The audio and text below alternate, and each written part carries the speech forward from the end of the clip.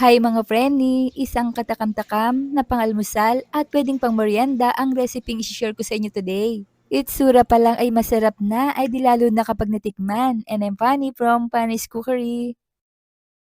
Ito yung pangunahing sangkap natin na gagamitin.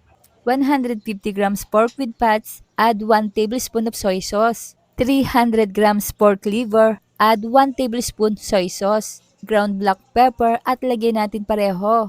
At haluin natin ito ng mabuti. At i-marinate natin for at least 15 minutes. At para sa tips at kompletong listahan ng mga sangkap ay panoorin ang video hanggang dulo. Ilagay natin ang pansit mami sa bowl at maglagay ng hot water. Haluin muna natin, then isoak natin for 10 minutes. 10 minutes later ay ayos na ito. Nabawasan na ang amoy, then i-drain well natin and set aside. And for the sauce, sa isang bowl ay maglagay tayo ng 1/2 cup of water. 1 tablespoon cornstarch, i-mix natin to dissolve. Tapos lagyan natin ng 1 tablespoon of sesame oil, kung wala ay vegetable oil lang gamitin. 1 tablespoon soy sauce, 1 tablespoon oyster sauce, and 1 teaspoon ground black pepper. Eto mga preni ay own recipe ko, then set aside muna natin. Sa piniinit na kawali ay ilagay natin ang kaunting pork fat mula sa pork at mag-add tayo ng kaunting oil. Then stir fry until brown. Ito yung magbibigay ng added linamnam dito sa ating recipe. At ilagay na natin ang sliced pork and cook natin until tender. Dito pa lang sa prosesong ito mga preni ay kailangan ay malambot na ang ating karne. Then sautein natin ang garlic until fragrant. Stir fry together para kumapit ang lasa natin. Then saute din natin ang onion until soft and aromatic.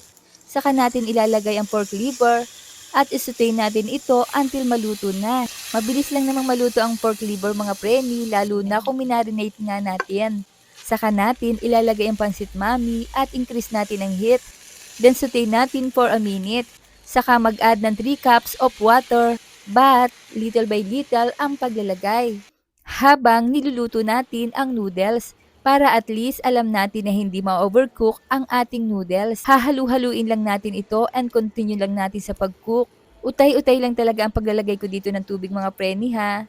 At kapag nakikita nyo na na-absorb na ng noodles ang water, ay maaari na tayong maglagay ng 1 tablespoon of soy sauce or taste accordingly. 1 tablespoon of sugar to balance the taste. Stir natin to distribute the flavor at lutuin lang natin until the noodles are soft. Saka natin ibubuhos ang inihanda nating thickening sauce na siyang lalong magpapasarap sa ating pansit mami.